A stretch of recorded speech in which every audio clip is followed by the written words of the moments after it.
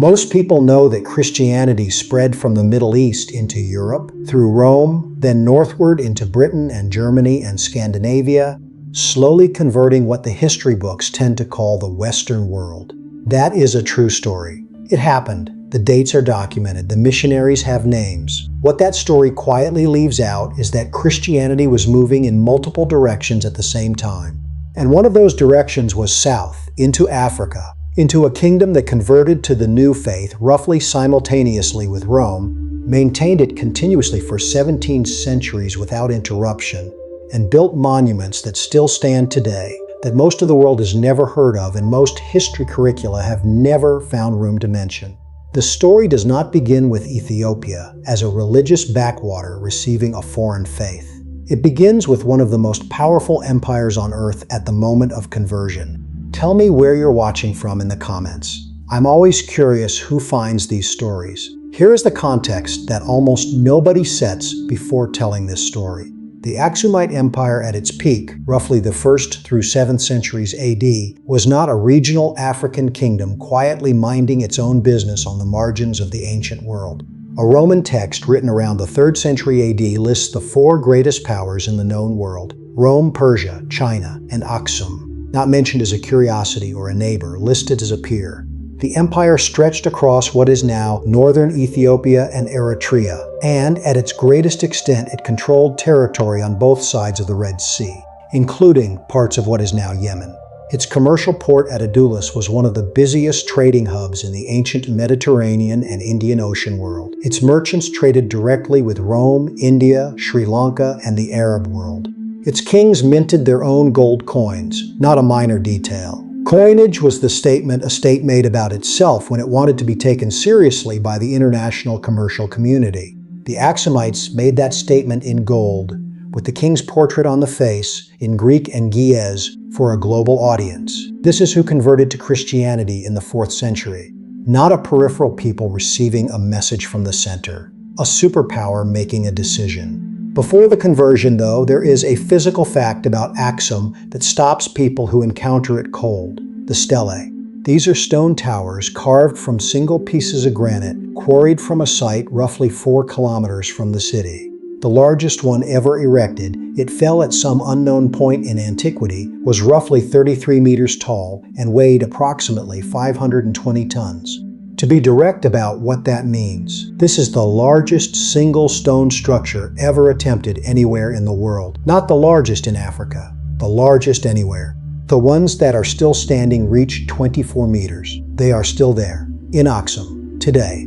The faces of the towers are carved to resemble multi-story buildings. The false doors and windows of AKSUMite architecture reproduced in miniature up the full height of the stone. This is not crude work. The proportions are precise, the carved details are consistent. These were made by people who understood both engineering. How do you move a 500-ton granite monolith 4 kilometers across highland terrain and erect it vertically? And aesthetics. What should the finished thing look like? And why does that specific appearance matter? We do not have a written record of how they moved these stones. We have the stones. And structural engineers who have examined the site have described the logistics of the operation as genuinely challenging even with modern equipment. The stelae marked royal burial complexes. Beneath the stela fields, elaborate underground tombs were carved into the bedrock, the resting places of the AKSUMite kings, whose names and reigns we know partly from their own inscriptions and partly from the accounts of Roman and Persian writers who dealt with them as diplomatic equals. The man who put the cross on the coins was named Izana. He had not always been Christian. He was born into the traditional religious world of AKSUM, a world organized around deities called Mahram and Beher and Meter, a world where the king claimed divine ancestry and performed the sacrifices that maintained the cosmic order. His early inscriptions, carved into stone and still legible today, thank these traditional gods for military victories in the specific language of the old religion. And then the language changes. Later inscriptions from the same king thank a single god, described in the specific theological vocabulary that was developing in 4th century Christian writing across the Roman world. The transition is visible in stone, though the inner life of the man who made it is not.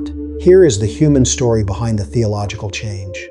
A philosopher named Meropius was traveling to India on the Red Sea route that passed through AKSUMite territory. He was killed. The circumstances are unclear, possibly a political incident at a coastal stop. 2 young men traveling with him survived, brothers named Frumentius and Aedesius.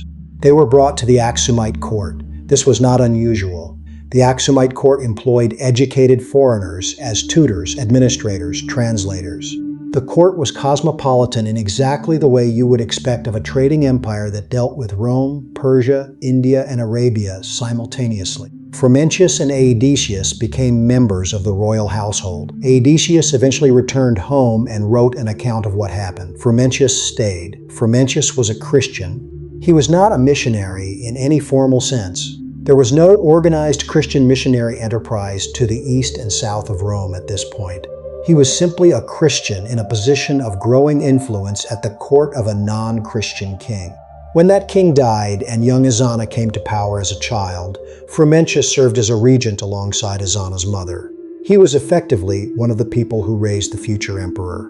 What Frumentius was teaching Ezana, alongside administration and languages and statecraft, was Christianity, not aggressively, not as a political requirement. As the faith of a man who had spent years at close range with a boy who would become king, passing on what he believed in the way that people who care about children always try to pass on what matters most to them. Ezana grew up. He took full power. Frumentius eventually traveled to Alexandria and was consecrated as the first bishop of AKSUM by Athanasius, one of the most significant figures in early Christian theology. He returned to AKSUM, and the empire that had shaped him became officially Christian. The cross appeared on the coins. What is interesting is not just that it appeared, it is when. In the 330s or 340s AD, the cross on an AKSUMite coin is among the earliest appearances of the Christian symbol on any coinage anywhere in the world.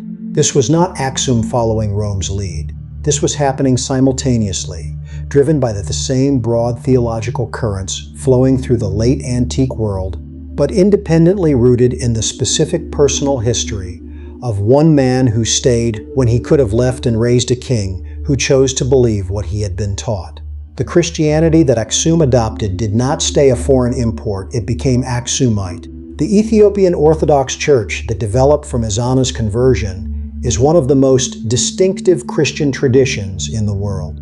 It maintains the ancient Ge'ez language, the language of the Aksumite Empire, as its liturgical language, the way Latin persisted in the Catholic Church. This is not preservation for its own sake. The liturgy in Ge'ez is the same liturgy in the same language that was being sung in Aksumite churches 17 centuries ago. The continuity is not claimed, it is documented. The theology of the Ethiopian Orthodox Church diverged early from the theology that eventually dominated both Rome and Constantinople. After the Council of Chalcedon in 451 AD, most of the Christian world came to hold a specific position about the nature of Christ. The Ethiopian Orthodox Church, along with the Coptic Church in Egypt and several other Oriental Orthodox churches, took a different position, one that they maintain to this day. The theological disagreement is technical, and the details matter to the people involved. What matters for this story is that the Ethiopian Orthodox tradition was not simply copying European Christianity. It had its own theological tradition, its own councils, its own conclusions. The illuminated manuscripts produced by the Ethiopian Orthodox Church are among the oldest surviving illustrated Christian manuscripts in the world. The artistic tradition visible in these manuscripts, the specific way figures are depicted, the specific decorative vocabulary, the specific relationship between image and text, is recognizably its own tradition, developed in the Aksumite and post-Aksumite Highland world, related to but distinct from the Byzantine tradition that shaped most of European Christian art. The cliff-face monasteries of the Tigray region, some of them accessible only by rope, carved into vertical rock faces at heights that have no obvious practical explanation, are among the most extraordinary testimonies to the specific intensity of Ethiopian Orthodox monastic commitment. These are not heritage sites in the conventional sense. They are active monasteries. Monks have been living in them continuously for centuries. There is a specific moment in the Aksumite story that I want to stay with, because it connects the ancient empire directly to the 20th century in a way that is still being processed.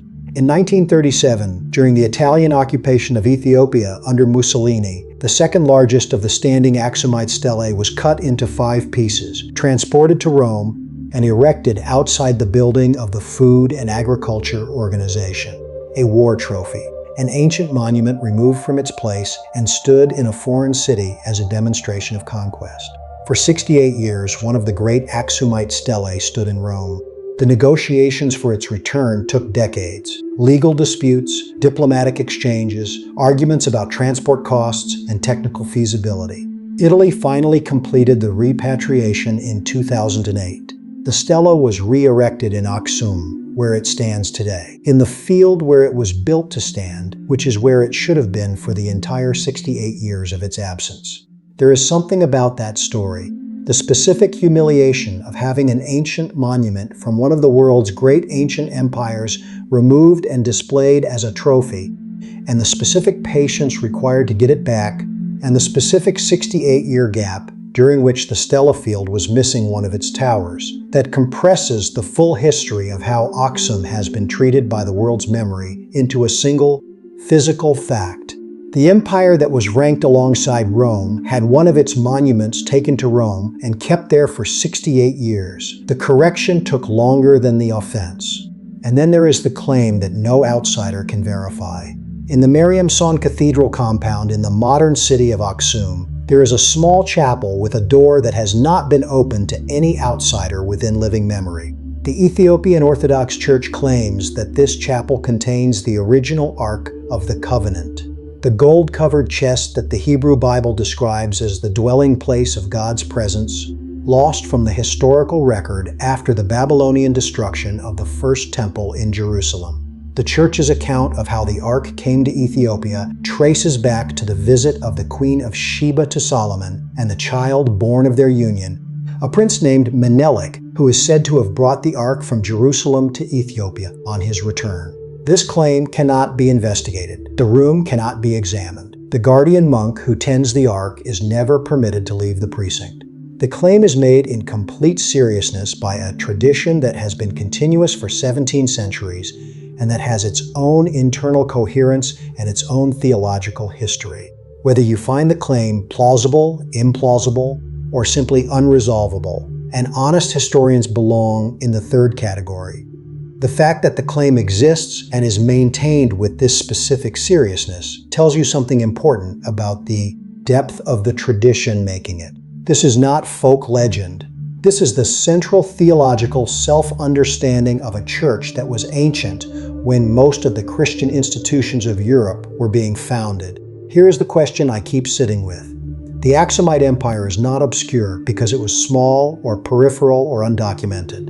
It is documented extensively by its own inscriptions, by Roman and Persian writers who dealt with it as a peer, by the archaeological record of one of the longest and most thoroughly excavated ancient sites in the Horn of Africa. The stelae are still standing, the church is still conducting its liturgy, the coins are in museums, the inscriptions are on the stones. It is obscure because the story of the ancient world that most people receive is organized around a specific center, and AKSUM was not at that center, even though it was ranked alongside Rome, even though it converted to Christianity simultaneously with Rome, even though it built monuments that Rome never matched in a specific engineering category, even though the faith it adopted 17 centuries ago is still being practiced in the same language in the same landscape today. What does it mean that an empire ranked alongside Rome in the 3rd century AD does not appear in most history textbooks taught in the countries that consider themselves the heirs of Rome's tradition? And what does it mean that the answer to that question is probably less complicated than we would like? That it is mostly about which stories got into which books at which moments of global cultural power, and that the stories themselves were always there, waiting unchanged by being unread. The stelae were always there, the liturgy was always being sung. The door of the Ark Chapel has been closed for a very long time. What do you make of all this? Leave your thoughts below. I read every comment. And if this is the kind of story you want more of, subscribe and come back.